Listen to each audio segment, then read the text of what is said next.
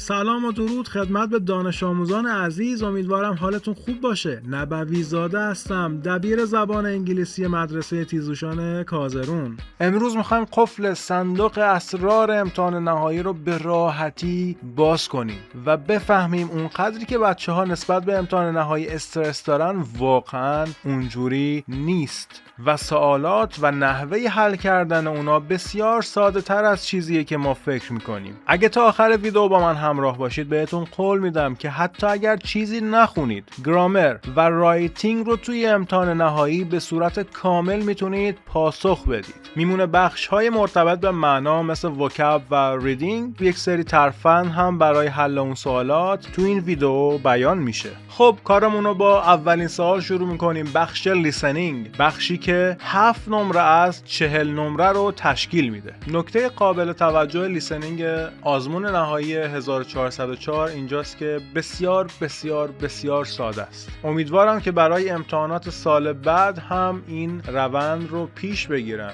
واقعا مشخص نیست چرا، چون که بسیار سوالات شاید بشه گفت غیر استاندارده. مثلا سوال 3 رو حتی بدون گوش دادن به وایس میشه به راحتی حل کرد. چجوری؟ بریم سراغ کارمون و شروع کنیم. به نام خدا. بخش شنیداری آزمون نهایی زبان انگلیسی 2 پایه 11. نه ترسید، این فقط صدای ابتدای فایل شنیداری آزمون 11 هست. پس اگر سر جلسه هم این صدا رو شنیدید لازم نیست بترسید و به کارتون ادامه بدید. مدت زمان فایل صوتی امتحان بچه‌ها حدود 15 دقیقه است که هر سوال 3 بار تکرار میشه. فقط اینو بگم بچه‌ها، نکته بسیار مهم، قبل از اینکه فایل صوتی پخش بشه شما حتما باید صورت سوال رو بخونی بچه‌ها. حتما بخونید تا بدونید انتظار چی رو باید بکشید و یهو باهاش مواجه نشید. پس قبلش بخونیم، معنی کنیم، ببینیم چی میخوایم. مثلا اولی چی گفته؟ The school has more than one sports team. میگه مدرسه بیشتر از یک تیم ورزشی داره.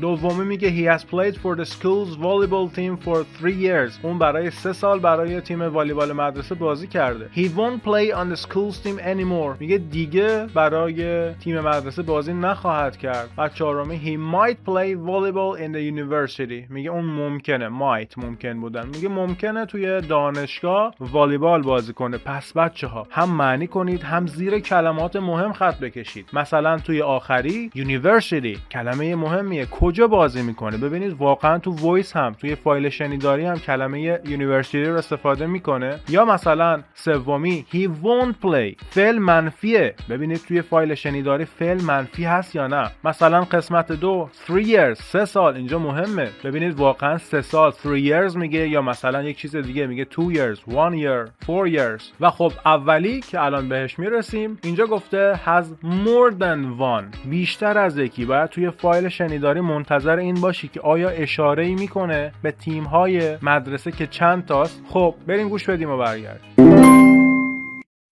Have you ever played on any of the school's sports teams? Yes, I have played volleyball for 2 years. Are you still on the team? No, I have left it. Why? I want to study more. Maybe I play volleyball in the university. اولین سوال کاملا مشخص شد بچه‌ها. چرا؟ چون که توی فایل صوتی گفت sports teams. چی گفت؟ گفت have you ever played on any of the school's sports team؟ میگه آیا تاکنون برای یکی از تیم‌های مدرسه، تیم‌های ورزشی مدرسه بازی کرده ای؟ پس وقتی که داریم یه مکالمه 2 دانش آموز رو گوش میدیم و دارن در مورد یک مدرسه صحبت میکنن و یکی میپرسه تیم‌های مدرسه، یکی از تیم‌های مدرسه براشون بازی کردی، پس متوجه میشیم که بله بیشتر از یک تیم داره. پس سوال اول جوابمون میشه true به معنای صحیح و false به معنای غلط. خب دومی چیزی که بهش اشاره کردیم بچه‌ها، نمیگه 3 years، نمیگه برای 3 سال بازی کردم. توی وایس میگه 2 سال، میگه 2 years. پس غلط میشه. بعدش میگفت are you still on the team، میگه هنوز توی تیم هستی. No, I have left it، من ترکش کردم. left توی چتاتون توی گروهاتون زیاد میبینید فلانی left the group. left یعنی ترک کردن. بعدش میگه why، چرا. I want to study more، من میخوام بیشتر مطالعه کنم. maybe شاید شاید maybe I play volleyball in the university. من توی دانشگاه والیبال بازی کنم. پس الان جواب تمام سوالاتمون مشخص شده. بله، سوال سومم که گفت اون دیگه برای تیم مدرسه بازی نخواهد کرد، درسته، چون که میگه I left، من ترک کردم، پس دیگه بازی نخواهد کرد. اینم درست. پس تا الان true false true. و آخری هم که مشخصه دیگه، گفت maybe شاید من توی یونیورسیتی والیبال بازی کنم که اینجا معنیش همونه. اون ممکنه توی دانشگاه یونیورسیتی، گفتم کلمه مهمه که باید بهش دقت کنید، والیبال بازی کنه که اینا هم درسته. پس جواب چی میشه بچه‌ها؟ جواب کلی میشه true false true true. 3 تا صحیح، 1 غلط. بریم سراغ سوال دومی و باز هم تکرار میکنم توی امتحان قبل از اینکه برید وایس رو بشنوید حتما سوالات رو بخونید تا ببینید باید انتظار چی رو بکشید، درباره چیه اون فایل شنیداری. همونطور که گفتم یک سوال غیر استاندارد و البته ساده که به نفع بچه ها بوده، قشنگ عین متن کتاب هست. یعنی حتی اگر شما گوش ندید فایل صوتی رو میتونید راحت اگر که مکالمه رو خونده باشید به این جواب بدید. Listen to the conversation between Reza and a tourist. How can I help you, sir? I'm looking for some Iranian handicrafts. Here you can find a range of Iranian handmade products, from carpets to pottery and tilework, but we don't sell metalwork. I'd like to buy a Persian carpet, but it seems too expensive. The price depends on its size. Instead, you can take an Isfahan terme or a Qashqai gappe. Wow, how touching this gappe is. How much is it? It is $85. If you buy more than $100, you'll get a 20% discount. You can take this calligraphic tile for only $30. Well, I'll take both. Please pack them for me. Yes, sure. Do you work for this shop? Who has made these beautiful items? Actually, it is my father's workshop and a store. I work here after school. All my family members work here to help our family business. Well done. How lucky you are to work in such a lovely shop. I really appreciate the culture and art of Iran. Thank you very much. If you're interested in knowing more about our products, you can check this booklet. بله، قشنگ متن کتاب هست، وایس کتاب هست. اولی میگه they don't sell in the store. اونا نمیفروشن چیو داخل مغازه، که توی مکالمه هم یادمون هست اینجا هم گفت که metal work، فلزکاری رو نمیفروشن. don't sell رو قشنگ توی فایل شنیداری هم شنیدید. we don't sell metal work. یعنی به خدا الان من فایل رو هم نشنوم مکالمه رو که یادمه. The tourist likes to buy نقطه چی but it seems expensive. میگه توریست، گردشگر دوست داره که یه چی بخره ولی it seems expensive، ولی گرون به نظر میاد. توی مکالمه هم اگه یادتون باشه همون Persian carpet بود دیگه، فرش میخواست بخره که گرون بود. واقعا حرف برای گفتن نمیمونه از سطح این سوالات زیبا. دقیقاً توی فایل شنیداری هم به این اشاره میکنه، جایی که میگه I'd like to buy Persian carpet but it seems too expensive. How much discount will the tourist get? خب اگه شما قبل از شنیدن فایل سوالات رو خونده باشید باید دیگه دقت کنید که توی وایس 85 میشنوید یا 30 یا 20 یا 20. باید دنبال یک عدد باشید. میگه چقدر تخفیف اون توریست میگیره؟ 85%، 30% و 20%. خب توی متن هست مشخصه. You'll get a 20% discount. 20% discount. ولی چرا 85 و 30 رو هم استفاده کرده؟ چون که قبلش میگه it is $85. If you buy more than $100, you'll get a 20% discount. You can take this calligraphic tile for only $30. پس 30 و 85 هم استفاده شدن، ولی بعد از 85 و 30 کلمه دلار اومده، ولی بعد از 20 همون کلمه discount اومده به معنای تخفیف. پس اینا رو باید توجه کنید. Which one is correct based on what you've just listened to? میگه کدومش درسته؟ correct، صحیحه.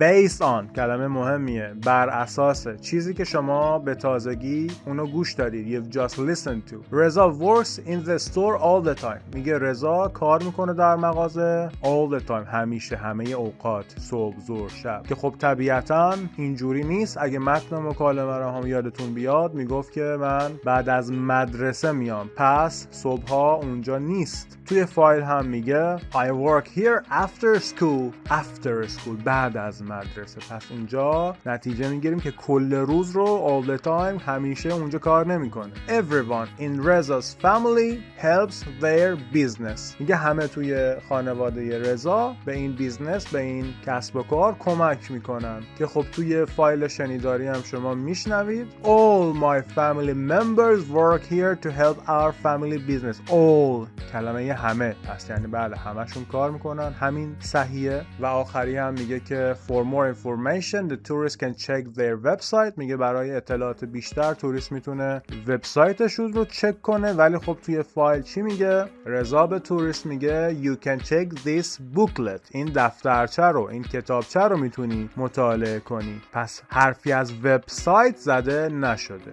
و بله میرسیم به شاهکار هنری طراح سوال، جایی که ما میتونیم حتی بدون اینکه توجهی کنیم به فایل شنیداری پاسخ صحیح رو پیدا کنیم. چجوری؟ فقط و فقط از طریق معنا. قبل از اینکه فایل شنیداری رو گوش بدیم بیایم طبق معنا اینو حل کنیم، بعد ببینیم واقعا درست حل کردیم یا نه. خب یه گزینه در ستون بی اضافیه. میریم سراغ 9. When you travel to a new country میگه وقتی که شما به یک کشور جدید سفر میکنی. حالا بیا اون رو معنی کن ببین کدوم به کدوم میخوره. Can be a problem in a new country. وقتی شما سفر میکنی به یک کشور جدید میتونه مشکل باشه در کشور جدید. خب طبیعتاً معنی درستی نمیده. Are games, quizzes and flashcards. وقتی شما سفر میکنی به یک کشور جدید گیم ها هستند و کویز ها هستند و فلش کارت ها هستند. معنی نمیده. You don't speak their language. شما به زبان اونها صحبت نمی کنی. خب این میتونه درست باشه. It can be hard to talk to people. این میتونه سخت باشه که با مردم صحبت کنی. اینم میتونه درست باشه. Help you learn a language easily. میتونه به شما کمک کنه که یک زبان رو به سادگی یاد بگیری. طبیعتا نه، وقتی شما بخوای یک سفر کنی و برگردی اینقدر سادم نمیشه زبون رو یاد گرفت. پس بین C هست و D. بریم سراغ بقیه تا اینم پیدا بشه. Asking for directions. درخواست و یا سوال کردن برای جهت‌ها، مسیرها. Directions can be a problem in a new country. میتونه یک مشکل باشه در کشور جدید که داریم میریم. بله خب همین درسته دیگه، چون بقیهش اصلا نمیخوره. بازی و کویز چه ربطی داره؟ درخواست برای جهت‌ها شما صحبت نمی‌کنی، زبانش رو ربط نداره. میتونه سخت باشه که با مردم صحبت کنی، بعد اصلا با فاعل شروع شده. It can be hard to talk to people. ولی اونجا خودش فاعل داره دیگه. Asking for directions خودش فاعله و کمک کنه که یک زبان رو به آسانی یاد بگیری. خب نمیشه. پس تنها گزینه منطقی ما توی قسمت 10 میشه A. Can be a problem in a new country. بدون گوش دادن به فایل صوتی. عالیه. Available language apps. برنامه‌های زبان در دسترس. Available در دسترس. Help you learn a language easily. کمک میکنه به شما که یک زبان رو به سادگی یاد بگیری. به نظرم همینه. A که نمیشه، B هم که نمیشه. برنامه‌های زبان در دسترس بازی ان، کویز ان و فلش کارت ان. نه. You don't speak their language هم که شما به زبان اونا صحبت نمی‌کنی هم ربطی نداره. دی هم که باز نمیشه چون که میگیم فاعل داره. پس ما دی رو وقتی استفاده می‌کنیم که جمله‌مون نیاز به فاعل داشته باشه، مثل جمله اول. No. When you travel to a new country. اینجا یک time clause هست. بعد از کاما، بعد از time clause که با when شروع شده ما یک فاعل می‌خوایم. پس اینم مشخص شد از همین طریق. It can be hard to talk to people. عالی هستین شما طراحای سوال. و آخری هم که میشه different ways to learn a new language. راه‌های متفاوت برای یادگیری یک زبان. حالا دیگه میرسیم به B. Are games. گیم ها هستن، کویز ها هستن و فلش کارت ها. پس ما 10، 11 و 12 رو کاملا با معنا بدون شنیدن فایل صوتی جوابش رو پیدا کردیم. فقط میمونه 9 که بین C و D هست که ببینیم وقتی که سفر میکنیم به یک کشور جدید ما به زبون اونا صحبت نمی کنیم. C یا D صحبت کردن با مردم سخته. حالا این کارا رو که انجام دادیم بریم فایل رو گوش بدیم و برگرد. Hello students. Today I want to talk about how language apps can help you when you travel to a new country. When you travel to a new country, it can be hard to talk to people if you don't speak their language. This can be a problem when you need to ask for directions, order food, or buy something. Language apps can help you with this problem. There are many different language apps available, and they can all help you learn a new language quickly and easily. Most of these apps are designed to help you learn your favorite foreign languages from a very basic level. They use a variety of methods to help you learn a new language, including games, quizzes, and flashcards. بله دقیقاً عین جمله When you travel to a new country it can be hard to talk to people if you don't speak their language. یک if داره بچه ها، پس دقت کنید جمله بعد از When you travel to a new country مستقیما It can be hard to talk to people بود. اون جمله You don't speak their language قبلش if داره، اگر شما به زبون اونا صحبت نکنی سخت خواهد بود. پس خیلی راحت 3 تاشو بدون شنیدن فایل صوتی و یکیشو با شنیدن فایل صوتی تونستیم حل کنیم. واقعا خدا بده شانس برای افرادی که آزمون شنیداری سال 1404 رو داشتن و خیلی راحت فکر کنم تونستن حل کنن. امیدوارم که این شانس برای شما هم رخ بده. پس باز هم تکرار میکنم بچه ها، قبل از اینکه فایل شنیداری پخش بشه سوالات رو بخونید، معنا کنید، زیر کلمات مهم، زیر فعل‌های کمکی که برای منفی کردن استفاده شدن، زیر اعداد و چیزهای مختلفی که خودتون میدونید خط بکشید، بهشون توجه کنید تا به راحتی بتونید جواب سوالات رو پیدا کنید. خب میریم سراغ قسمت وکب که همونطور که اینجا میبینید 8 نمره بچه ها، فقط قسمت وکب کلمه داره. پس تا همینجا 15 نمره امتحان از 40 نمره مشخص شد. 8 نمره وکب. بریم سراغ حل اولین سوال در قسمت وکب، سوال 4. برای پاسخگویی به این نوع سوالات که تصویر داده و زیرش هم چند تا جمله داده لازم نیست معنی تک به تک کلمات اون جملات رو بلد باشید. باید دنبال نشانه ها بگردید که ببینید کدوم به کدوم تصویر نزدیکتره، کدوم کلمه توش هست که شما معنیشو میدونی و مرتبطه به اون تصویر. قبل از اینکه بریم حل کنیم سوالات رو بچه بریم سراغ پاسخ برگ، ببینید پاسخ برگ چجوریه. ببینید بچه توی امتحانهای همچین چیزی رو جلوتون قرار میدن، البته که طبیعتاً پاسخی توش نیست و اینها کلا خالی هست و شما باید اینجوری پاسخ بدید. مثلا توی سوال 4 هر تصویر یک عدد زیرشه دیگه، 13 14 15 16. خب A رو خوندیم دیدیم مرتبط به تصویر 14 است که زیرش نوشته 14. میاین توی پاسخنامه یا پاسخ برگ و 14 رو مینویسید A و به همین ترتیب. ببینید بچه ها اینجوری پاسخ میدن. و مثلا سوال 11 رو دقت کنید، توی کلیدی که به معلم ها میدن که برگه ها رو تصحیح کنن قشنگ مشخص کرده هر پاسخ صحیح نیم نمره داره. سوال‌های 37 و 38 هر کدام 1 نمره دارد. هر قسمت مشخص شده 25 صدم نمره. قشنگ مشخص میکنه که کدوم کلمه چقدر نمره داره. خب برمیگردیم به همون صفحه اولمون، وکبمون. خب پلیس رو دیدیم، ترافیک ساینز رو هم دیدیم، علائم راهنمای رانندگی. دیگه اصلا نمیخواد بقیه‌اش رو معنی کنی. 14 میشه حالا بخوایم معنی هم کنیم. پلیس یوز، پلیس استفاده میکنه از علائم راهنمای رانندگی to control speed limits، تا کنترل کنه محدوده سرعت رو، and road condition و شرایط جاده رو. اگه که همه کلمات رو بدونید چه بهتر، اگرم ندونید با کلماتی که به گوشتون آشناتره مثل police، مثل traffic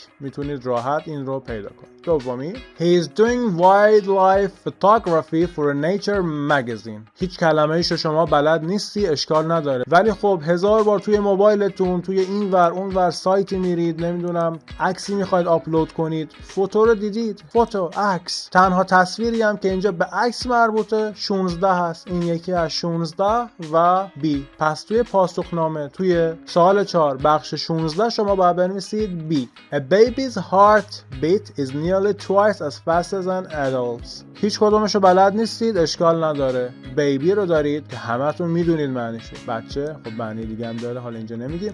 هارت رو خیلی شنیدید بچه. هارت به معنای قلب، هارت بیت ضربان قلب. کدومش هست؟ 13. تصویر 13 باید توی پاسخنامه بنویسید بنویسید C. قلبو داره راحت ما پیداش کردیم، یعنی جمله بعدی که داکترز هم داره نسبت به جمله بالاترش کمتر به تصویر میخوره. دکترها میگن it is too early، خیلی زوده، early زود، to measure که اندازه گیری کنیم the effectiveness of the drug، تأثیر دارو رو. drug یعنی دارو، effectiveness تأثیر. خب ربطی نداره، پس جمله اضافیمون همین میشه. و جمله آخر خب ببینیم کدوم کلمه آشنا است. house خانه، man مرد، imagine کلمه مهمیه، تصور کردن. پس اصلا نیازی نیست کل جمله رو معنی کنید، بگردید دنبال کلمات آشناتر و خب بفرما. house داره، man داره، imagine تصور کردن هم خب با این حباب ها نشون داده دیگه، چی میخوایم؟ پس 15 هم میشه ای.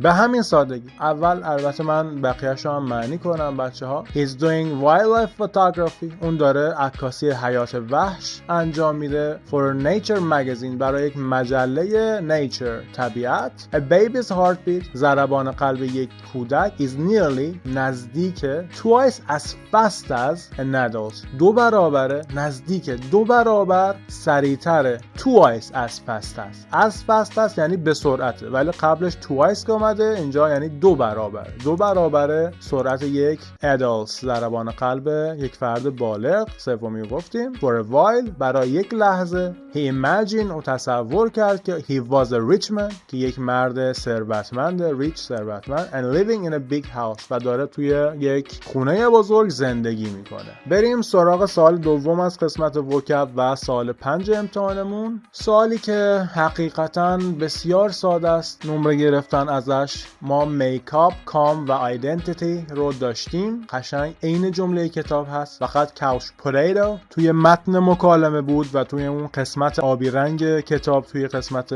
نیو ورژن اکسپرشنز رو ما نداشتیم. توی کتاب میدونید دیگه یک سری کلمات هست توی قسمت نیو ورژن اکسپرشنز که معنی انگلیسی به انگلیسی هست، یک سری کلمه رو مشخص کرده و معنی انگلیسیشو هم اونجا نوشته که شما با قرار دادن یک سری کدها، یک سری کلمات مهم اونا رو حفظ کنید. نمیخواد کل معنی انگلیسی رو حفظ کنید، کلمات مهمش رو حفظ کنید، برای خودتون کلید بذارید. مثلا makes up اونجا یعنی تشکیل دادن دیگه. make تشکیل دادن. خب فرم کلمه مهم و خوبیه برای رمزتون که میکاپ رو همون فرم رو شما در نظر بگیری راحت میتونی اینجا تشخیص بدی. میکاپ تشکیل دادن، فرم هم یعنی شکل دادن. Iran makes up nearly 1.1% of the world's population، میگه ایران تشکیل میده نزدیک 1.1% جمعیت جهان رو. population به معنای جمعیت. این از این دیگه، خیلی راحت. پس یک کلمه رو به عنوان کلید در نظر بگیرید. دومی رو میذاریم چون که couch potatoes مستقیما معنی انگلیسیش رو توی کتاب نیاورده. calm به معنای آرام. میخوای رمز بذاری worry رو اینجا رمز میذاری. کلا 2 کلمه هم بیشتر. without worry بدون نگرانی. I try to stay calm، من سعی کردم که آروم بمونم. stay ماندن، stay calm آروم بمونم. and just listen to him و به اون فقط گوش بدم. identity به معنای هویت هست. person رو میتونید شما مد نظر قرار بدید. who رو چه کسی، هویت چه کسی. who رو میتونید مد نظر قرار بدید. who or what a person is چه کسی یا چیزی یک شخص هست. identity هویت. we don't know the identity of the man in the picture، ما هویت اون مرد داخل تصویر رو نمیدونیم. پس بچه‌ها میگه اصلا ما معنی نمی‌کنیم، اصلا این جمله رو ما معنی هم نکنیم با 2 تا چیز سر و کار داریم. یک identity که زیرش خط کشیده و اونور هم یک کلید واژه، یک چیزی که ما بفهمیم معنی identity کدوم میشه. و a lot of kids today میگه امروزه a lot of kids بچهای زیادی are overweight couch potatoes، میگه couch potatoes های overweighty هستن، اضافه وزن دارن. خب حالا 2 تا داریم. to be different from each other، different متفاوتن از همدیگه، each other ربطی نداره. ما به کی میگیم couch potato؟ به کسی که زیاد میشینه جلوی تلویزیون. از طریق معنی راحت، کسی که میشینه جلوی تلویزیون تکون نمیخوره، تنبله. و ما توی ای چی داریم؟ تیوی داریم بچه. تیوی خیلی راحت، watching TV تماشا کردن تلویزیون. کاملش هم میتونید معنی کنید people who spend a lot of time، آدمایی که spend میگذرونن a lot of time وقت زیادی رو watching TV صرف میکنن، صرف تماشای تلویزیون میکنن. اینم از این. با کلمه تیوی راحت میشه couch potatoes رو معنی کنی، یعنی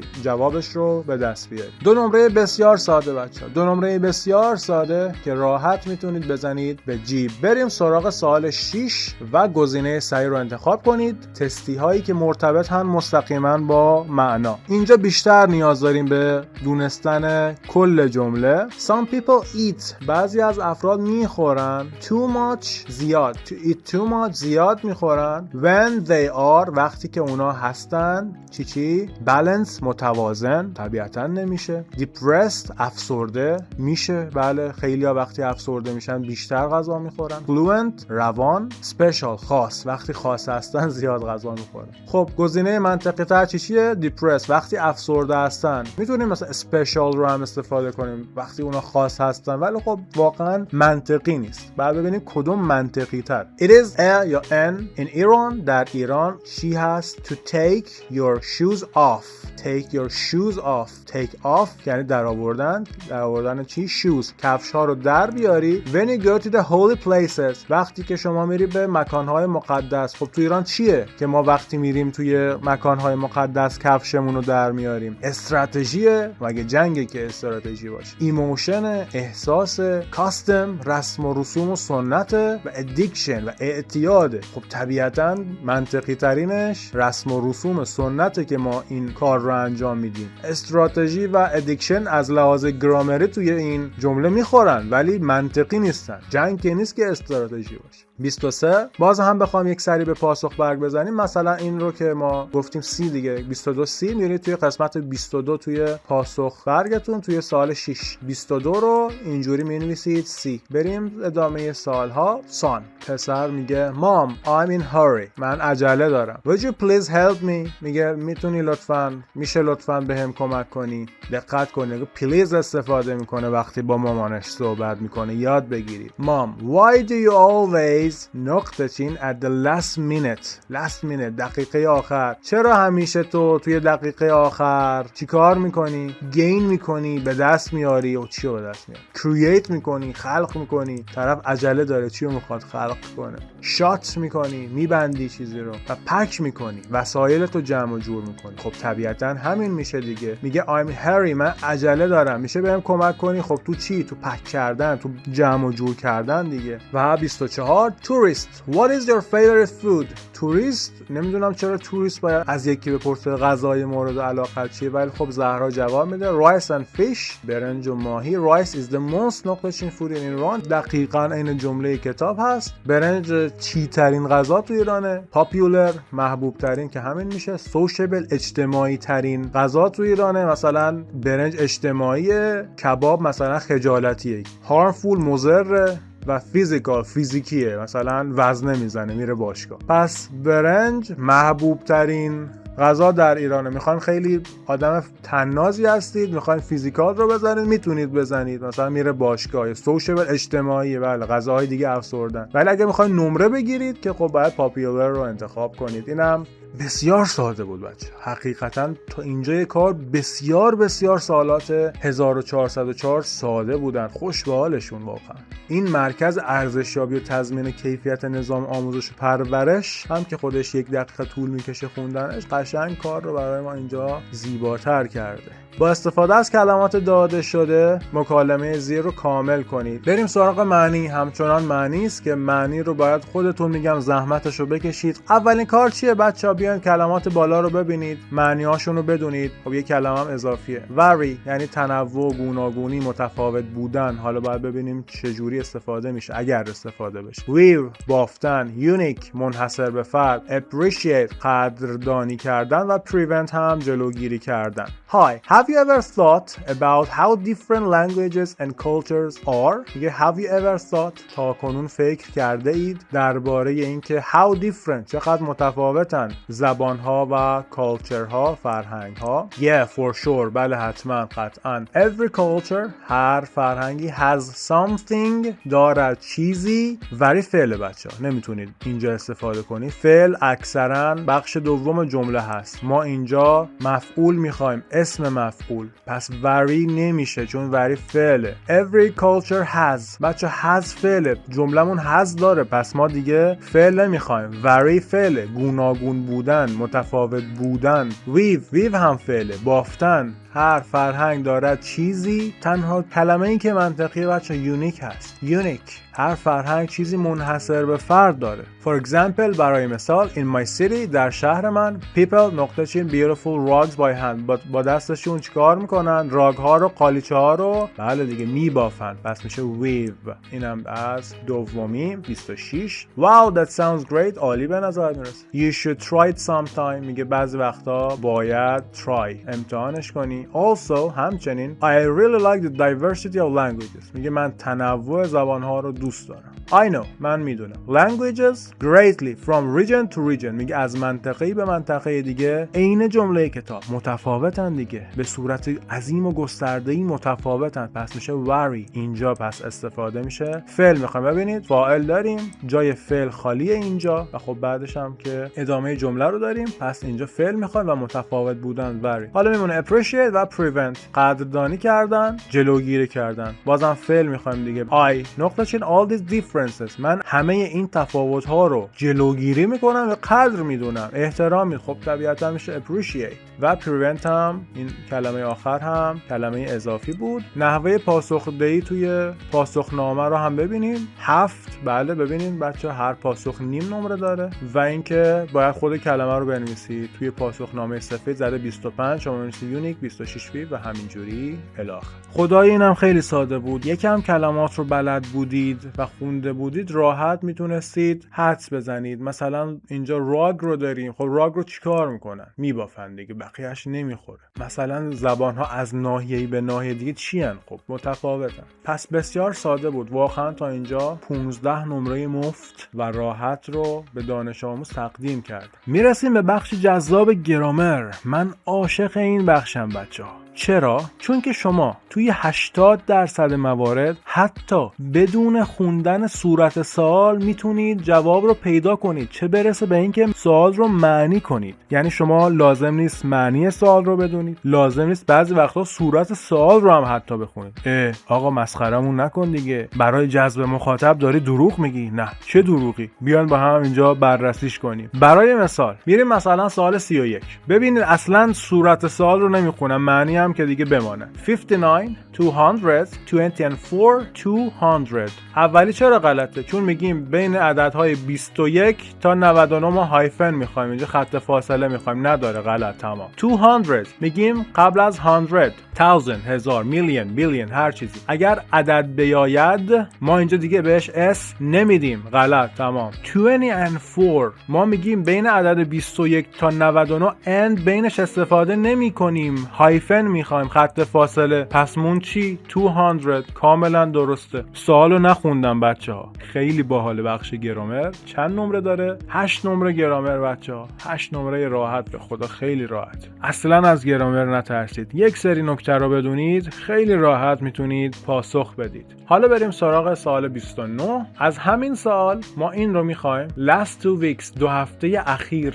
ببین بچه‌ها یک مکالمه شکل میگیره. do you often آیا تو اغلب علی رو در کلاس‌های اسپانیایی میبینی؟ No, in fact I knocked him for the last 2 weeks.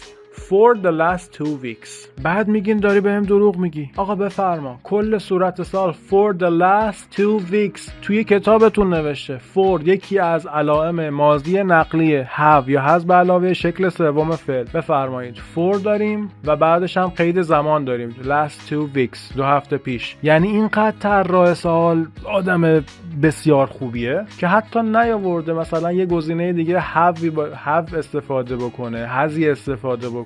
راحت تنها گزینه‌ای که have داره همینه، تمام. فقط کافیه بدونی for به علاوه یک قید زمان میشه ماضی نقلی. ماضی نقلی نشونش چیه؟ have یا has به علاوه PP شکل سوم فعل. در واقع من ندیدم اونو برای 2 هفته. 2 هفته است که ندیدمش. I haven't seen. نمیدونم don't see و didn't see و won't see اصلا چه مفهومی داره. برای اینکه تکرار بشه و یادآوری بشه از ماضی نقلی چه زمانی استفاده میکنیم؟ وقتی که کاری در گذشته شروع شده و اثرات اون تا الان ادامه داره. میگه من برای 2 هفته است که اون رو ندیدم، یعنی از 2 هفته پیش تا الان من ندیدمش، اثرش هست، این ندیدنه ادامه داشته. پس میگیم فاعل have یا has به علاوه PP، شکل سوم فعل که باید حفظ بشه. چرا منفی شده؟ خب اولش دیگه خودش میگه دیگه. وقت میگه نه، میگه اغلب میبینیش، میگه نه، خب بعد منفیش کنی. چجوری منفی میشه ماضی نقلی؟ بعد از have یا has not استفاده میکنیم. has برای سوم شخص مفرد و have برای بقیهش. سوم شخص مفرد چیه؟ یک چیز یا یک شخص، یک چیز یه دونه، یا یه دونه شخص، یه دونه فرد که نه من باشم نه تو، او باشه، علی باشه، نمیدونم مریم باشه، یه درخت باشه، یه صندلی باشه. دومی بدون اینکه بخوام معنی کنم چی داریم اینجا؟ languages،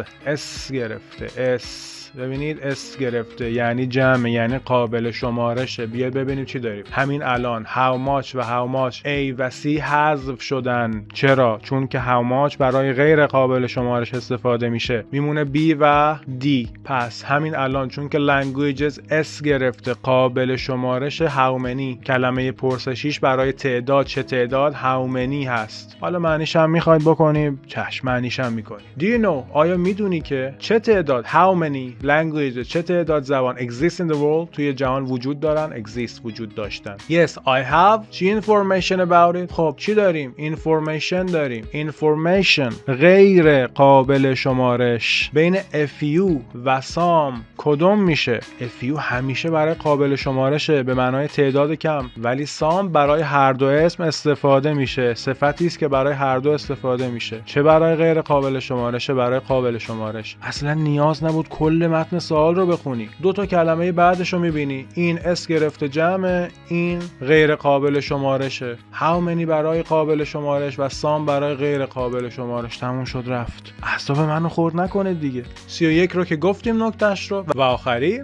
اصلا نمیخواد نگاه کنی به صورت سوال. چرا؟ if داری. قاعده if چیه؟ جمله بعد از if قسمت شرطمون if فاعل فعل در زمان حال ساده، توی جواب شرطمون توی جمله نتیجمون فعل به علاوه will به علاوه فعل سادت. بفرما، جز این چیزی نیست اصلا. حالا چون که دوست دارید اصرار میکنید معنی جمله رو هم میگم، ولی اصلا نیاز نبود جمله رو بخونید. if clause ما قسمت شرطمون حال ساده که خب برای منفی کردن حال ساده از doesn't استفاده میشه اگر فاعلمون سوم شخص مفرد باشه، اگه نباشه don't استفاده میشه. کاما توی جواب شرط توی نتیجه جمله نتیجه فاعل به علاوه will یا حالا بعضی وقتا can should must may به علاوه شکل ساده یعنی ایدی نمیگیره، مثلا ing نمیگیره، اس نمیگیره، will visit. اصلا چیه؟ من نمیفهمم این سوالای آبکی از کجا اومده، چرا باید اینقدر سوال آبکی باشه؟ نمیدونم بگم دمشون گرم یا نه، ولی خب اینجوریه.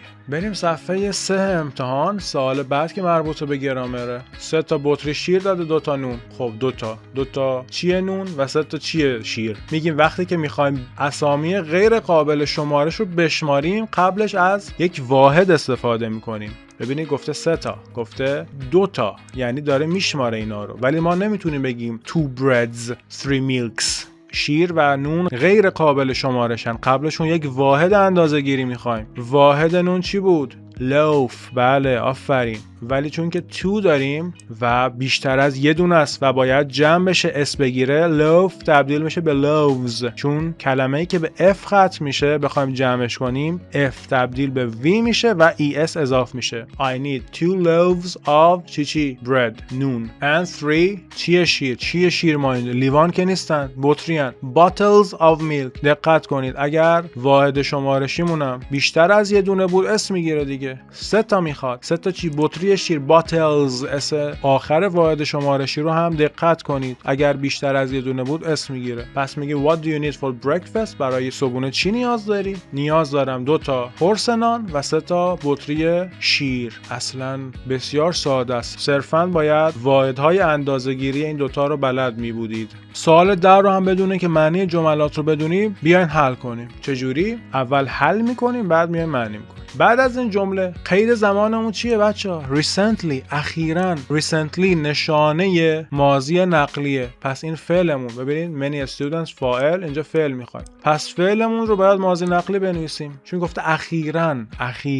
کاری که در گذشته شروع شده اثراتش مونده اخیراً. پس many students پس از have استفاده میکنیم نه has. many students have decreased. خوشبختانه شکل سوم decrease با قاعده است و فقط یه دی میخواد بهش اضافه کنیم. بسیار ساده، با یک نشونه ما اینجا رو فهمیدیم بدون اینکه معنی بدونیم، بدون اینکه بفهمیم decrease یعنی چی. فقط فعله که ما باید ماضی نقلیش کنیم. خب چی داریم؟ not give up. ببینید بچه if داریم، جمله شرطی داریم، جمله‌ای که مستقیما بعد از if میاد. چه زمانی؟ زمان حال ساده کاما و جمله بعد will میگیره. بالا هم داشتیم، بسیار ساده. فقط اینجا باید بدونیم if رو تشخیص بدیم، جمله‌ای که چسبیده بهش قسمت شرطمون رو حال ساده بنویسیم. فعل داده، not رو هم داده، یعنی منفیش کن. خود give up رو مینویسیم چون که فاعلمون they هست، اس نیاز نداره. اس برای he، she سوم شخص مفرده. give up رو مینویسی، میخوای منفیش کنی، زمان حال ساده. وقتی که میخوای منفی کنی یا don't یا doesn't. صفحه بالا doesn't بود چون که فاعل سوم شخص مفرده، ولی اینجا they دارید. وقتی they دارید میشه don't give up. بسیار ساده. و اینو هم گفتیم بعد از کاما جواب شرطمون، جمله نتیجمون قبل از خود فعل به صورت کاملا ساده، هیچی بهش اضافه نمیشه و قبلش will میاد. تموم شد و رفت. که خب توی پاسخنامه گفته میتونید از may can هم استفاده کنید. will may can become. ببینید don't give up have decreased. دنبال چی میگردید بچه‌ها؟ یک سری نکته رو حفظ کنید تمام. من یکیشو هم معنی نکردم یک کلمه‌شو، چون قواعد گرامر ساختار داره. if رو تشخیص دادم، گرامر به من میگه چی؟ فعل جمله if کلازت حال ساده باشه، فعل بعدی آینده باشه. اینجا چی میگه؟ میگه recently داری، اخیراً. قید زمان نشانه ماضی نقلی، یه have بذار پشت این، یه دی بهش اضافه کن have decreased. حالا اگر فعلتون بی قاعده باشه که شکلش تغییر میکنه.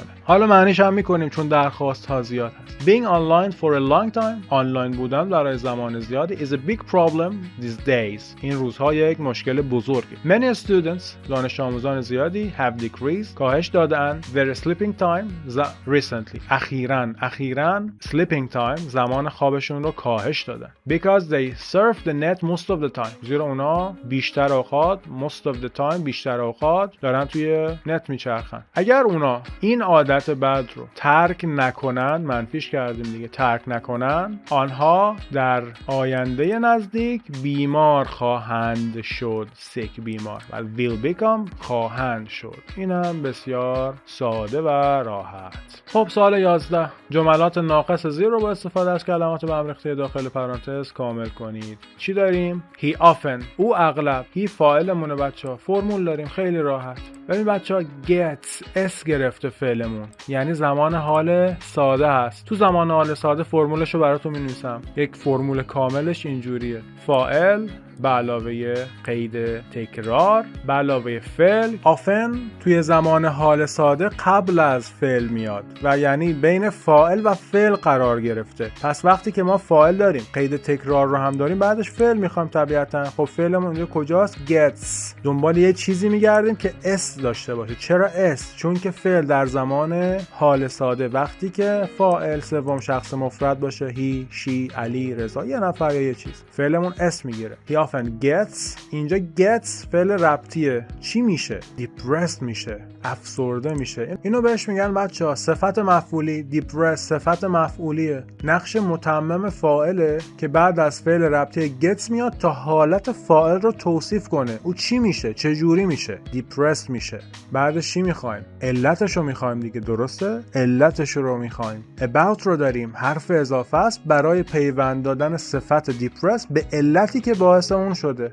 در مورد چی؟ about یعنی در مورد چی افسرده میشه؟ his weight، وزنش. پس he فاعل، often قید تکرار، gets فعل ربطی، بعدش متمم فاعل میخوایم که فاعل رو توصیف کنه. خب چی میشه؟ پس اینو استفاده میکنیم و بعد علتش رو میخوایم با یک حرف اضافه. علت رو به depress وصل میکنیم. about درباره his weight، وزنش. اوکی؟ when I grow up، زمانی که بزرگ بزرگ بشم. بچه when هم وقتی که اول جمله میاد یک تایم کلاز هست، یک جمله واره زمانی هست و حکم همون if رو داره. فعلی که بعد از when میاد توی when کلاز، توی تایم کلازمون میاد ساده هست و جمله بعد آینده میشه اگه بخوایم مفهوم آینده رو استفاده کنیم. فرمولش چیه؟ فاعل I به علاوه will به علاوه فعل ساده. فعلمون چیه؟ become. I will become. من خواهم شد. چی خواهی شد؟ an artist. یک هنرمند. like him. شبیه به اون.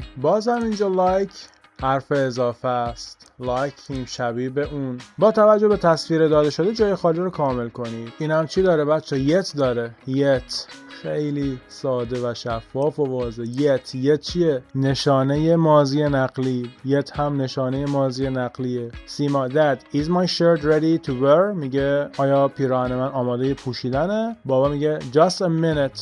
yet به معنای هنوز. تنها نکتهش اینجاست بچه ها. yet به معنای هنوز هست. در جملات منفی میاد. press حالا داره میگه اتو. میگه من اتوش، من هنوز اتوش نکردم. ما متوجه هستیم که yet ماضی نقلیه. have یا has به علاوه شکل سوم. باز هم خوشبختانه press فعل با قاعده است و شکل سومش فقط ed میگیره. I have pressed it yet. I have pressed it yet. من هنوز اونو اتو کردم. ببینید از لحاظ ساختاری معنی نمیده، پس باید منفیش کنیم. من هنوز اونو اتو نکردم. چون yet اومده توی جمله ما باید به صورت منفی بنویسیم. ماضی نقلی چجوری منفی میکنیم؟ یه not بعد از have یا has اضافه میشه که اینجا have داریم چون که فاعلمون I هست. I haven't. I have not pressed it yet. بریم پاسخ برگ رو هم نگاه کنیم. بله haven't نیم نمره و press نیم نمره. اینجوریه. سال قبل هم بچه‌ها دقت کنید چجوریه؟ 25 صدم. هر کدوم 25 صدم داره. ترتیب درست هر کلمه 25 صدم. و این هم پایان بخش جذاب گرامر که دیدید دیگه. شاهد بودید دروغ نگفتم. قشنگ 80 تا 90% سوالات رو بدون اینکه حتی معنی رو بدونیم، متن رو بخونیم پاسخ دادیم. بریم سراغ ریدینگی که 10 نمره داره و تقریبا میشه بگی مستقیما همش مربوط به معنی هست بچه ها. 8 نمره وکب داشتیم، 10 نمره ریدینگ، تا الان 18 نمره مستقیما مربوط به معنی. 8 نمره گرامر داشتیم. پس گرامری که ازش میترسید در مقابل نمره‌ای که معنی داره، وکب داره، ریدینگ داره هیچی نیست. نکته مهم، ریدینگ رو چجوری باش برخورد میکنین؟ اول میرید سوالا رو میخونید. ببینید بچه، اول سوالات رو میخونید، معنی میکنید. چرا؟ تا آمادگی کسب کنید که باید منتظر چی باشید، دنبال چه اطلاعاتی بگردید. هدفمند برید سراغ خوندن ریدینگ. اول سوالات رو میخونیم. بخش true or false. Culture is only a combination of food, clothing and holidays. همینجا میشه درست و غلطیشو تشخیص داد. حتی میگه فرهنگ هست only، فقط. همین only کارو خراب کرده. فقط یک ترکیب combination، ترکیب غذا، پوشش و تعطیلات. طبیعتاً که فرهنگ گسترده تر از این چیزاست. یعنی حتی متن رو هم نخونی متوجه میشی. اینقدر این طراح نمیدونم پسرش امتحان داشته، اقوام امتحان داشتن، چی بوده که اینقدر ساده سوال داده. ولی خب جواب نمیدیم. شاید توی متن مثلا دوست داشت فرهنگ رو مرتبط کنه به اینها. باید متن رو بخونیم، ولی خب مشخصه دیگه، جایی نگی. Respecting other cultures، احترام گذاشتن به دیگر فرهنگ ها. Often makes our life، often انگلیسی ها میگه often، اغلب makes our lives easier، اغلب باعث میشه که زندگیمون ساده تر باشه. lives جمع life. وقتی احترام میذاریم به فرهنگ ها روانمون آروم تره، آدم با اعصاب تری هستیم و اینجوری کمک میکنه. پس اینو نمیتونیم همینجا بفهمیم و باید متن رو بخونیم. خب ببینیم این چیه؟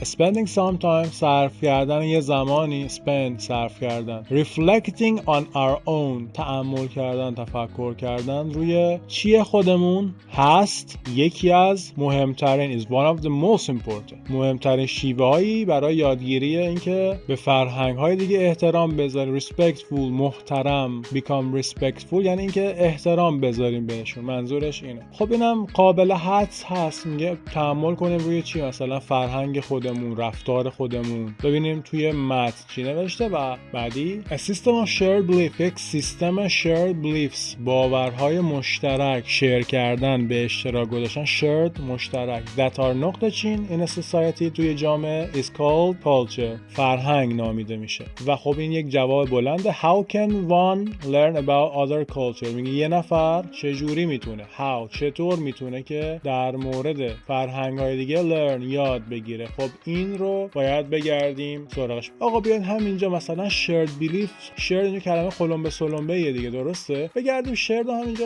ببینیم میتونیم پیدا کنیم. همینجاست که culture is a system of shared beliefs that are common in a society. چه ساده، چی کار داری میکنی با ما؟ این جمله رو، این همین جمله اول بفرما نگاه کنید. چون که ما سوالات رو از قبل خونده بودیم، همین الان برید اینو پر کنید. A system of shared beliefs are common in a society. نمیدونم، هیچ توضیحی نمیتونم بدم. عین متن ریدینگ چی بگم واقعا. پس همین الان این پیدا شد. اینو بریم پیدا کنیم بچه‌ها. اسپند داره، ریفلکت داره. ببینیم یه همینجوری یه نگاهی بندازیم ببینید شما پیداش کردین بچه‌ها. من اینو دیدم بچه‌ها. من یه چیزی اینجا respectful رو دیدم. اینجا ببینید respectful of other culture، اینجا من دیدمش. گوش اینجا. خب ببینید چی گفته. Is to spend some time reflecting on our own.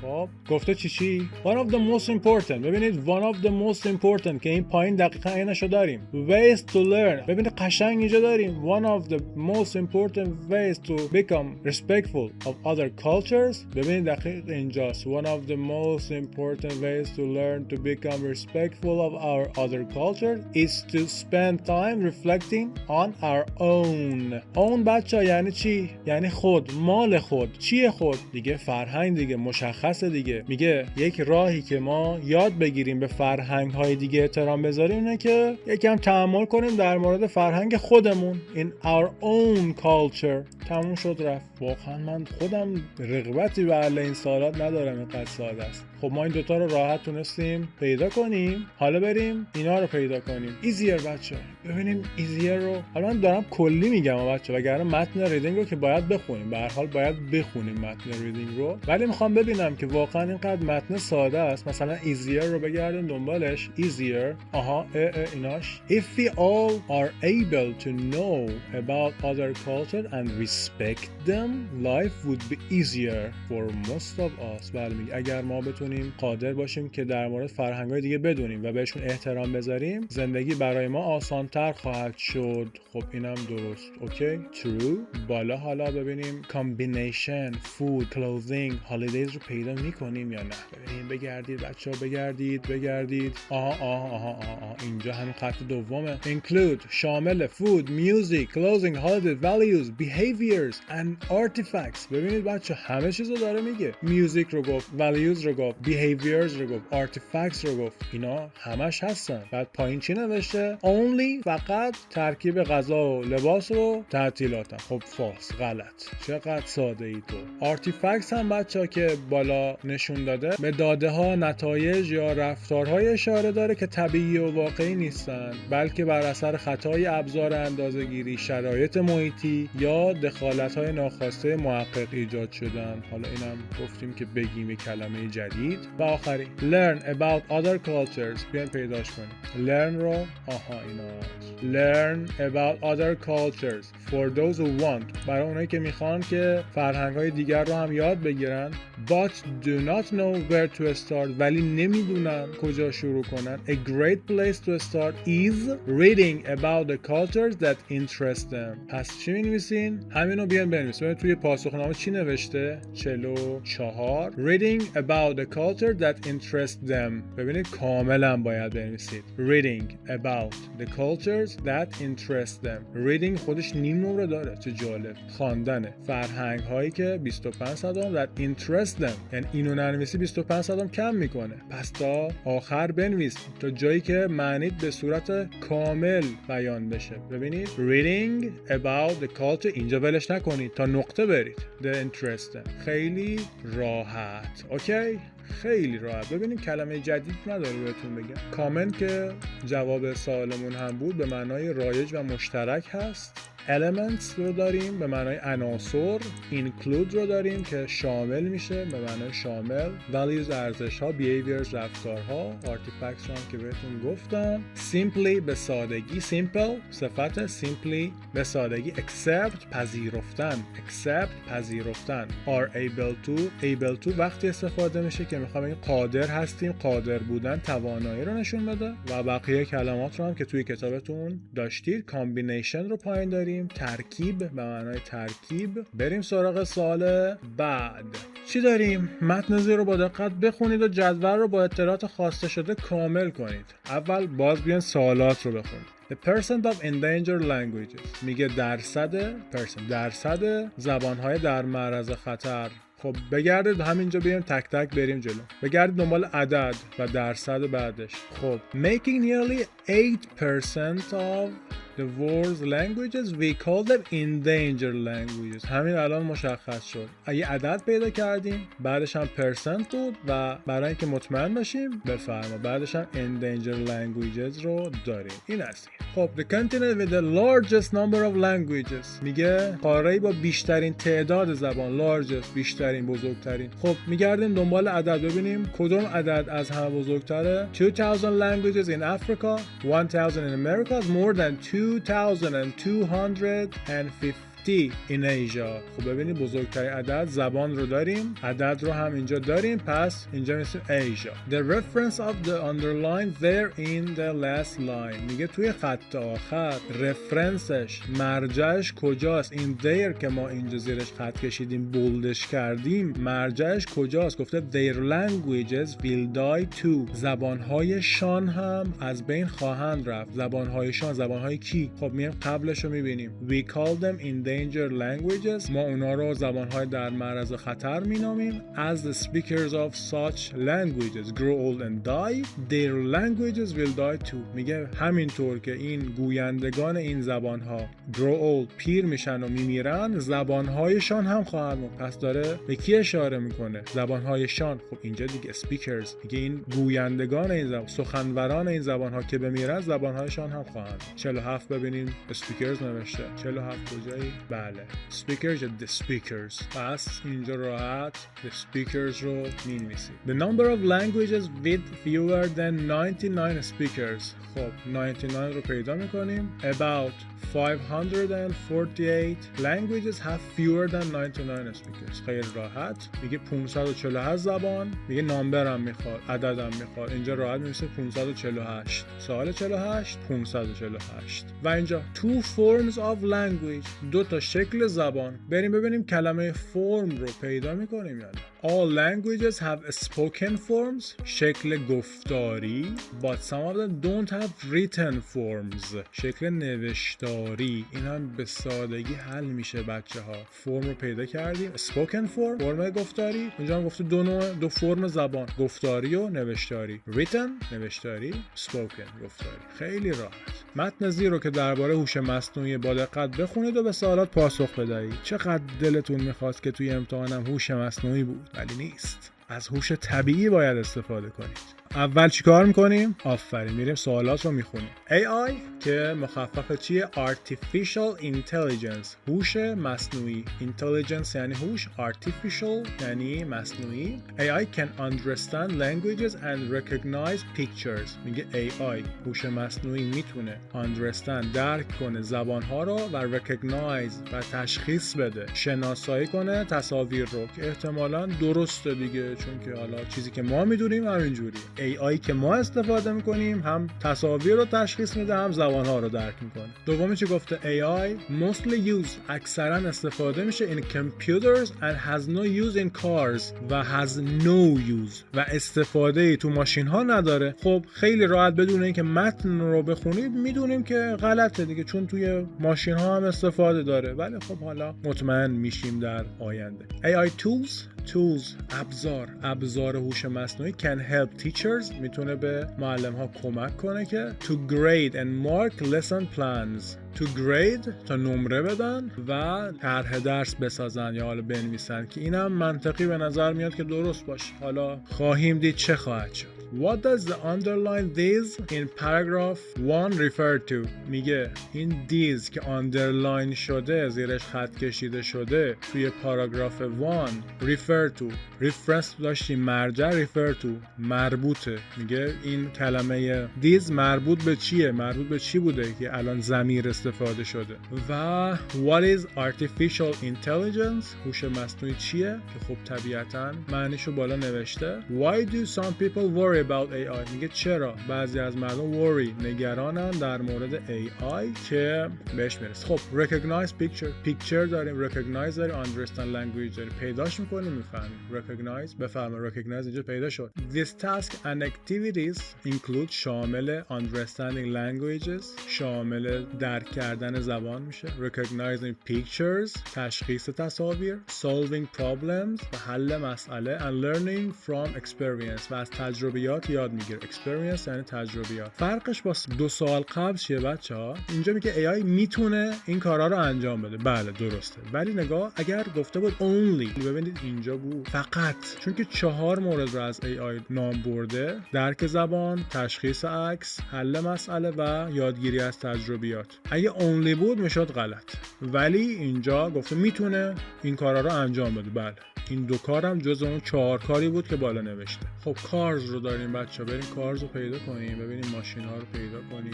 همیشه هم اینجوری نیست بچه. الان من دارم این روش رو دنبال میکنم، همیشه اینجوری نیست. بعضی وقتا باید کل متن رو بخونید که یه چیز رو بفهمید. ولی من برای اینکه وقت بیشتری گرفته نشه صرفا کلمات مهم رو بهتون میگم و نحوه سریع پاسخ دادن به سوالات. کارز رو پیدا کنید بچه. شما پیدا کردید، من هنوز پیداش نکردم. اینا AI is used in many parts of our lives today. میگه AI تو بخش‌های زیادی از زندگیمون استفاده میشه. Like virtual assistant دستیار مجازی، assistant دستیار، virtual مجازی، self-driving cars ماشین‌های خودران، self-driving. پس نگاه همینجا میگه توی ماشین‌ها استفاده میشه. اینجا گفته has no use in cars، توی ماشین‌ها استفاده‌ای نداره که خب میشه غلط. بریم سراغ grade و make lesson plan. اینا هم پیدا کنیم. teachers grade make lesson plan اینا همه میتونن ما رو به پاسخ این سوال نزدیک کنن، راهنمایی کنن. پیداش کردید بچه‌ها؟ teachers teachers can also use AI to save time on grading and making lesson plans. بله پس میگه معلما میتونن استفاده کنن از AI هوش مصنوعی تا زمان رو ذخیره کنن، سیو کنن روی چی؟ روی نمره دهی و ساخت لسن پلن. که بله اینجا هم گفته ابزار AI میتونه به معلما کمک کنه که این کارا رو انجام بدن که درسته. حالا بریم ببینیم دیز چی بود، مربوط به چی بود. بعد از خود دیز تولز رو آورده. میگه این نهایت مسخرگی ساله. این ابزارها، خب داره به خود ابزارها اشاره میکنه. These tools این ابزارها can check میتونن چک کنن. حالا پایین گفته به چی اشاره داره؟ گفته به مدارس. خب این ابزارها داره خودش میگه این ابزارها. واقعا دیگه شورشو در آوردن. پس طبیعتا مربوط به tools دیگه. خب what is artificial intelligence؟ خط اول رو میخونیم بچه. Artificial intelligence or AI is the ability of a computer or a robot to do activities that usually need human intelligence. میگه AI توانایی کامپیوتر یا رباته که کارهایی رو انجام میدن که معمولاً به هوش انسانی نیاز داره. خب این میشه جواب سوال. ببینیم نمره دهیش چجوری بوده توی پاسخنامه. AI is the ability of a computer or a robot to do activities تا اینجا 75 that usually need human intelligence. این هم 25 خب این یه نمره. بالا هم why do people worry about AI؟ بریم worry رو پیدا کنیم بچه ها. worry some people worry about it. نگاه some people و worry با هم اینجا زده. they think اونا فکر میکنن AI might take away jobs. اونا فکر میکنن که AI might ممکنه take away jobs جای شغل‌ها رو بگیره، نابود کنه یا جای انسان‌ها رو بگیره. Others are also worried that AI might make mistakes. حالا انگار انسان‌ها mistake make نمی‌کنن. بقیه نگرانن که AI ممکنه make mistakes، اشتباه کنه. حالا ببینیم توی پاسخ برگ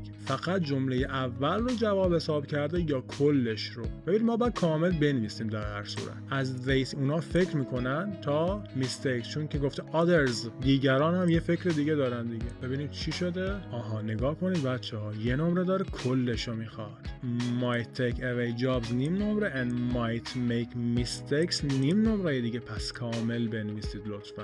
بعدش هم بخونید تا اینجا نوشید رهاش نکنید بگید خب اوکی من نوشتم، ادامه داره. اینم از این. فقط بچه یه سری سوالات هستن، یه سری سوالات تستی هستن که میگه با توجه به کل متن کدوم عنوان خوبه برای من، کدوم مطلب رو میشه از این متن درک کرد، طبق متن کدوم گزینه درسته یا کدوم گزینه غلطه. برای این سوالات باید کل متن رو بخونید، ولی خب سوالات بسیار ساده و آبکی هستن. فقط صرفاً بریم ببینیم کلمه جدیدی که نگفتم تا حالا چی هست. بقیه‌شو که معنی کردیم. experience رو که گفتیم، تجربه، assistant رو گفتیم دستیار، virtual رو گفتیم مجازی، self driving خودران رو گفتیم، suggestion کلمه مهمی هست، پیشنهاد، disease اینجا داریم بیماری ها، suggest پیشنهاد دادن، medicine دارو، این healthcare مراکز درمان، اینا رو که گفتیم. meet their needs رو داشتیم، نیازها رو برآورده میکنن.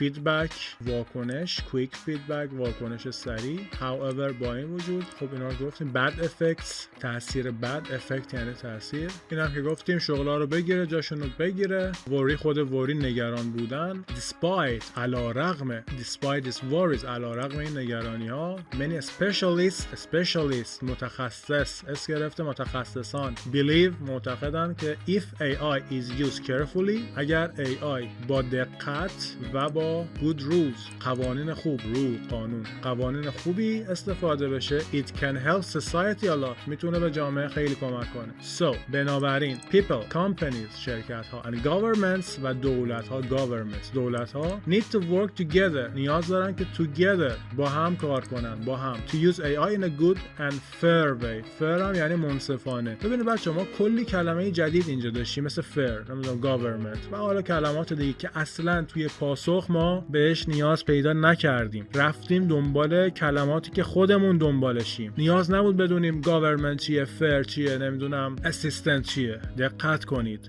بهینه وقتتون و انرژیتون رو بذارید سر ریدینگ و دیگر سوالات. اینم بخش ریدینگ و بریم بخش آخر رایتینگ و صفحه آخر. تبریک میگم رسیدیم به صفحه آخر. رایتینگ چند نمره داره؟ رایتینگ هم مثل لیسنینگ 7 نمره داره. رایتینگ هم که دیگه سوالا مشخصه بچه‌ها. 3 تا رایتینگ که بیشتر نداشتین، 2 تاش کلا مصدر بوده، یکیشم نقش کلمات توی جمله. خیلی راحت. فقط دیگه باید بدونید چه فعل هایی بعدشون مصدر با تو استفاده میشه، چه فعل هایی بعدشون مصدر با ing gerund. خب کلمات مشخص شده متن رو بر اساس نقش دستوریان ها در جدول بنویسید. خب تکنولوژی، خب جمله با چی شروع میشه؟ معمولا با فاعل، با سابجکت چیزیه که میخوایم دربارش حرف بزنیم. وقتی میگه technology has influence تاثیر گذاشته، پس تکنولوژی میشه سابجکت ما.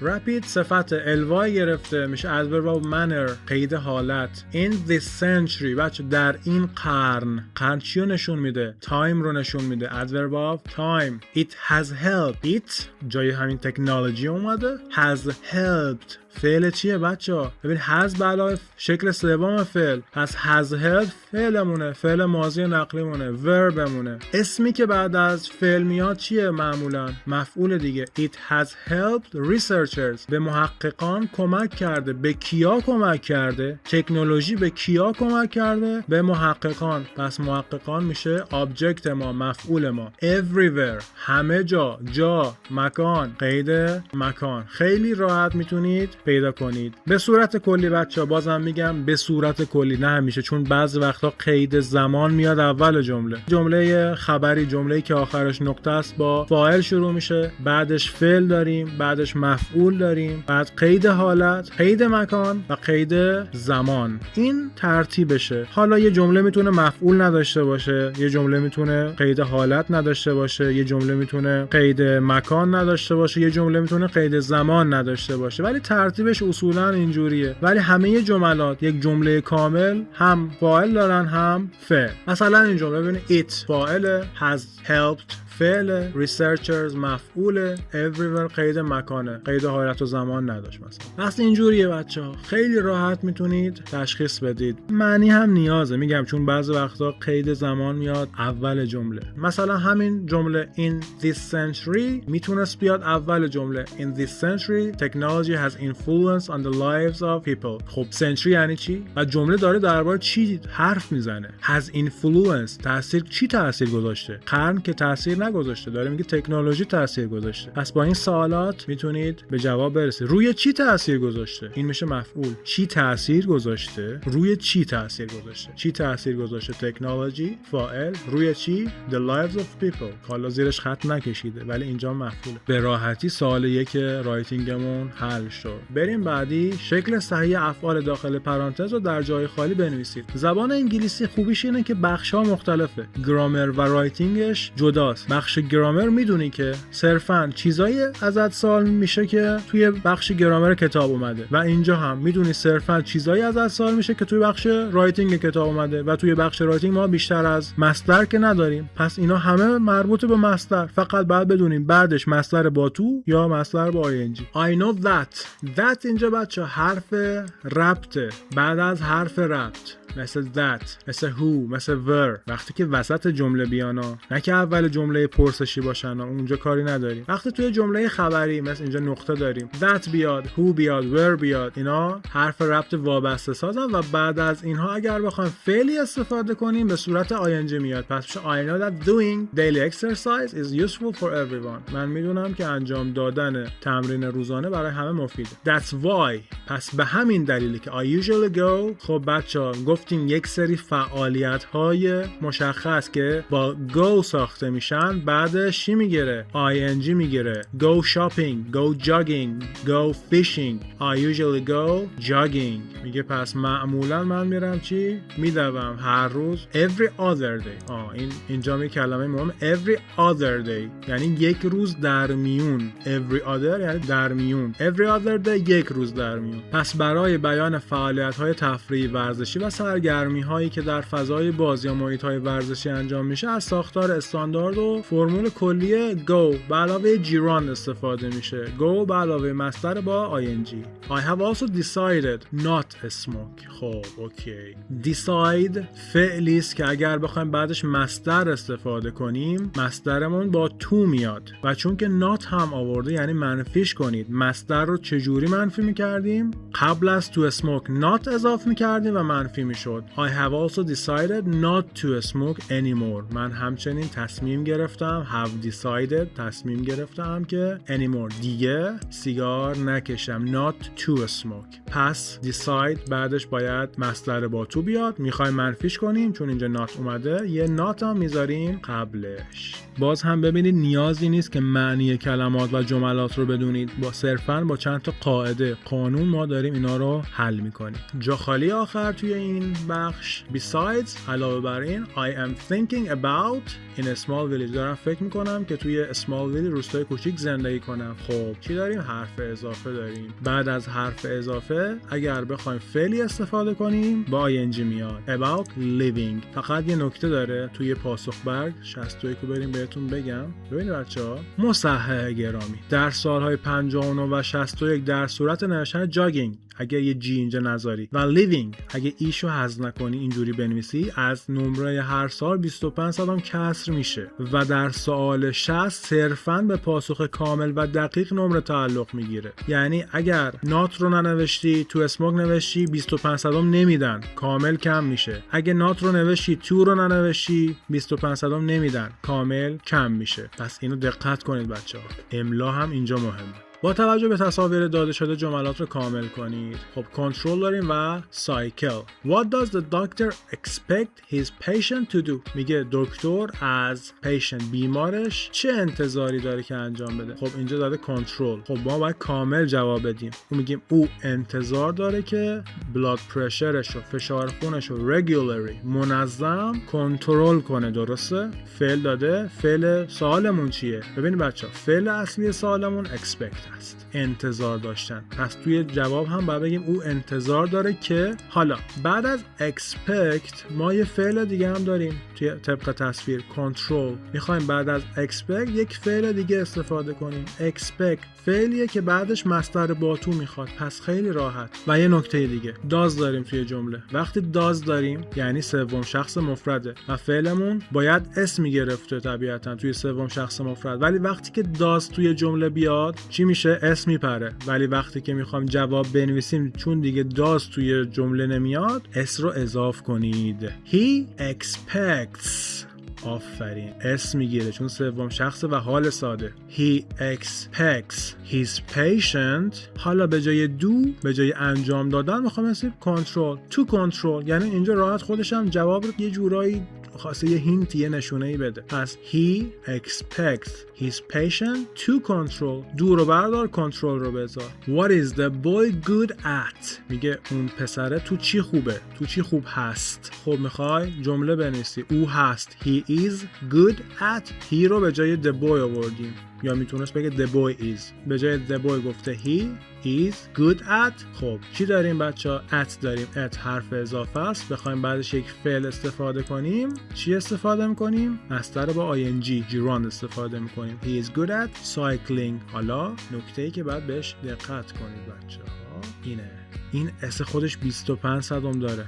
بهتون گفتم نذارید 25 صدم کم میشه و تو کنترل 75 صدم. و اینجا هم he is good at cycling چون به ای ختم شده و ing میخواد بهش اضافه شه ای حذف میشه. ببینید اگر که به صورت cycling یعنی کامل سایکل رو بنویسید و ing اضافه کنید 25 صدم کسر میشه. پس اینو هم دقت کنید. و بله بریم سوال آخر بعد از این ویدئوی جانکاه ولی امتحان بسیار ساده. شکل صحیح کلمات مشخص شده در جملات زیرا که دارای اشتباه نگارشی هستن بنویسید. یعنی من عاشق امتحان زبان انگلیسی ام چون که اینجا دیگه نمیخواد دنبال گرامر بگردی. میدونی بخش رایتینگ همه سوالات مربوط به رایتینگ و مصدره، تازه زیرش هم خط کشیده. خیلی خوبه. خب اولی چرا کلین غلطه؟ چون که میگیم آقا بعد از فینیش بخوایم فعلی استفاده کنیم با ing استفاده میکنیم، جیران استفاده میکنیم. Can you finish cleaning the room soon؟ بسیار ساده. خب دومی The tourist was fortunate to receive a nice collection of Iranian handicrafts. چرا غلطه؟ چون میگیم fortunate صفته یعنی خوششانس. قاعده‌اش چیه؟ بر اساس قواعد ساختاری وقتی بعد از یه صفت توصیفی انسانی مثل fortunate طرف خوشبخت دیگه میخوایم فعلی رو بیاریم تا علت یا جزئیات اون صفت رو بیان کنه، اون فعل باید مصدر با تو استفاده بشه. خب چرا خوششانسه؟ چه اتفاقی رخ داده که خوششانسه؟ He was fortunate to receive چون که دریافت کرد. receive یعنی دریافت کردن. دریافت کرد یک کالکشن خوب صنایع دستی ایرانی رو. پس بعد از صفت فعل بخوایم استفاده کنیم تو میگیره. و اینم که دیگه بسیار ساده است. without حرف اضافه است، فعل بعدش باید ing بگیره. without using notes our teacher can speak about addiction for 2 hours. میگه بدون استفاده از نکته‌ای که نوت یعنی نکته، بدون استفاده از نکته‌ای یا داشت برداری چیزی معلم ما میتونه درباره اعتیاد برای 2 ساعت صحبت کنه. این هم که نکتهش مشخصه. بعد از فینیش مصدر ing داد، بعد از صفت فورچونت مصدر با تو استفاده میشه و بعد از حرف اضافه مصدر با ing. ممنون بچه‌ها، واقعا ممنون که تا انتهای ویدیو با من همراه بودید. امیدوارم که نکاتی که بهتون گفتم رو دقت کنید، گوش بدید، انجام بدید و براتون مفید بوده باشه و آرزو میکنم که نمره کامل یا حالا حداقل نمره بسیار خوبی رو در امتحان نهایی بگیرید و تا ویدئوی بعدی خداوند یار و نگهدارتون.